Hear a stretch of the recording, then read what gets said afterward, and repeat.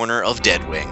We have our player hailing from the country in South America that is Brazil, representing Brazil in ASL, playing for 440 Gaming. We have Lullaby. And his opponent, down in the bottom left-hand corner, right here. Hailing from the country in, like, Northern America, that is... Canada? America. Panda, no, he's United States. Ooh, my bad. The other player's Canadian. And playing for Integrity Gaming, the Red Zerg, PandaBearMe. Ooh! I'm excited to see this Lazarus match. Obviously, Lullaby and PandaBearMe playing for third and fourth, correct? Actually playing for second place. Second and third. Well, second and third. I mean, they're playing for the opportunity to play for second place. Oh, okay. The loser of this match advances from the group, or doesn't advance from the group in fourth place. The winner goes on to second and third. Yeah, goes to the third place match, where Death End awaits them. Yeah. And yeah, I mean the winner of the next match will advance on to the round 16. But for now, it's just elimination. Here is the stakes they're playing for, or indeed not elimination is what they're hoping for. Yep, and this will be a ZVT. We have not seen one tonight yet in this map pool, or not in this map pool, in this player.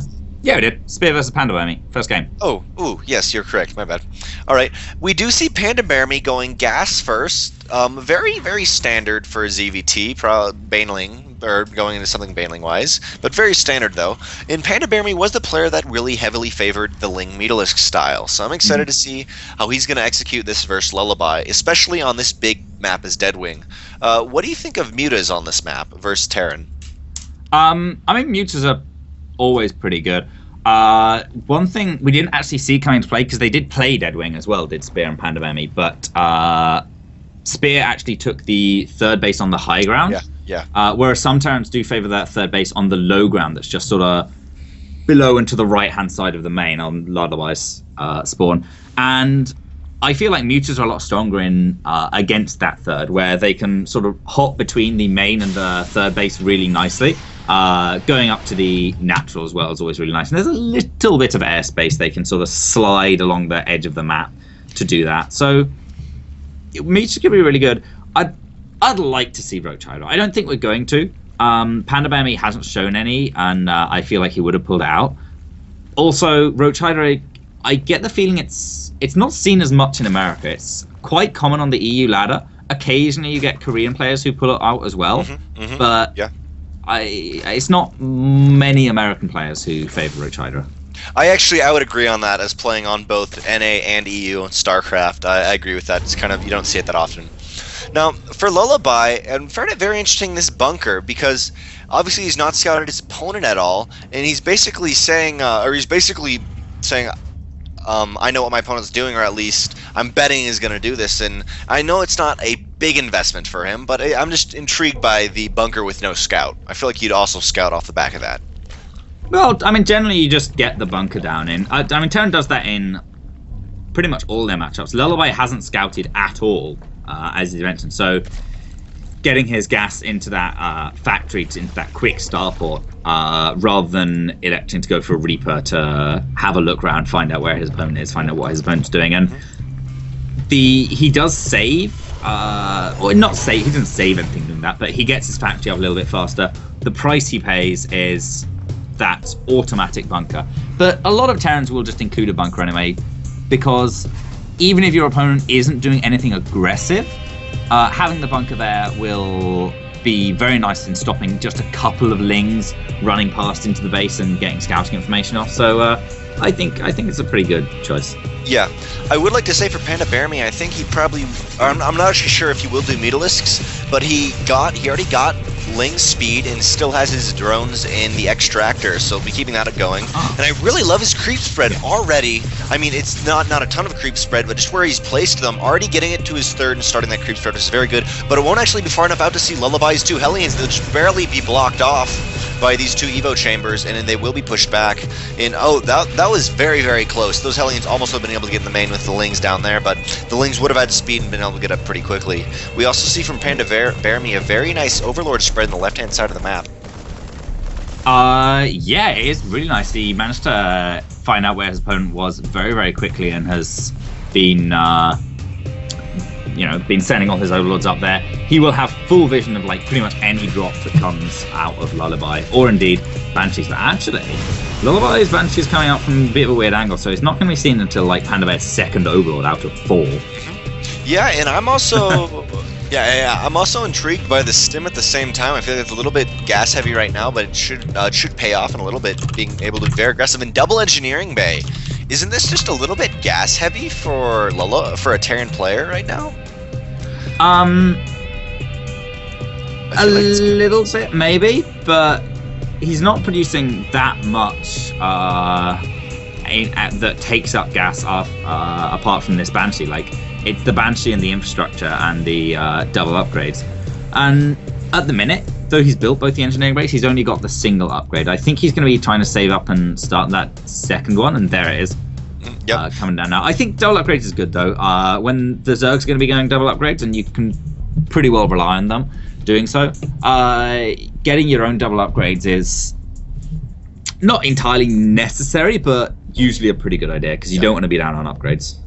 PandaBearMe's lair is coming down, or it is actually finished now. 1-1 on the way for ground. And also, just FYI, we saw PandaBearMe play Spear, where a tank went down to the area between the thirds of each spot. And PandaBearMe did not take out the rocks, but he's made sure to take out the rocks this time and will not let that happen. I was gonna mention that. I'm glad you said it's nice seeing players react to the little damn it, I knew something I knew I had to do on this map. Yeah. Now we will see the Banshee trying to engage with these queens, but it will look like an Overseer will come down. And I really love this starting creep spread by PandaBearMe. I'd love to see him continue it. And it does not look like we'll see him continue it for now, but I think that could be very, very, very powerful versus Lullaby here. Lullaby pumping out only Marines for now, taking his third base, getting that up. Inspire now coming down for PandaBearMe. For a little while, I wasn't sure if he was going to go Ling Muta Bane, but it looks like he will now. Just because of his tech choices. And he is also getting Burrow, which I think is an interesting idea. I'm curious to see what he's going to do with that. He did get that in previous games, but never quite used it. Yeah, it's kind of interesting. As you mentioned, he actually researched it in 2 out of 3 games against Spear, but didn't use it ever. I don't think he borrowed a single unit, which is a bit of a shame, because Burrow can be a really strong upgrade in just like stopping your opponent or forcing a scan out of your opponent before he takes his next base. Setting up traps with Lings, setting up running by some Lings, and then when he comes to clear them up, borrowing your units, forcing scan. Whoa! Apparently trying a big surround going down there, but he does lift up and get out. Only a few Marines coming down, and those Banshees are still alive. Wow! Wow, they actually got out after they all died. A lot of Lings, though, will get a very easy surround. SCV's being pulled back, nothing in the bunker yet, and it does not look like the supply will be able to come up. All the Lings there. Vanling's not actually getting a decent attack, taking out the bunker. Ling's having a lot of force and having a lot of momentum going. Now there's literally no units to defend right now, only three Marines, and it is GG. PandaBearMe takes game 1 in a very, very, very fast snowball right there. The original army did no damage at all, had to be picked up, and there was no wall at the third. And by the time his units got back to try to get into the bunker between the natural and the third, the Lings were already crossing that supply depot with no way to come up.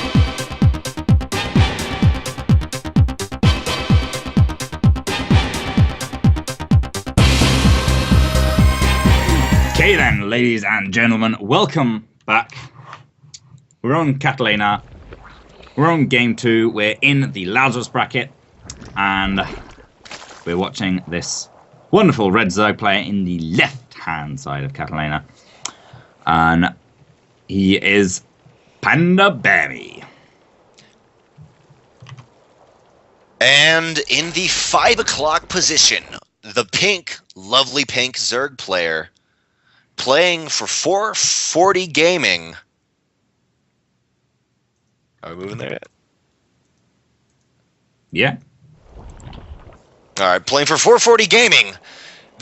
Pink Terran player playing for 440 Gaming, representing Brazil. We have Lullaby. our observer wasn't moving there for a while, and I was looking at it and I was like, ooh, I should have waited longer. Should have waited longer. Yeah. Oh, good.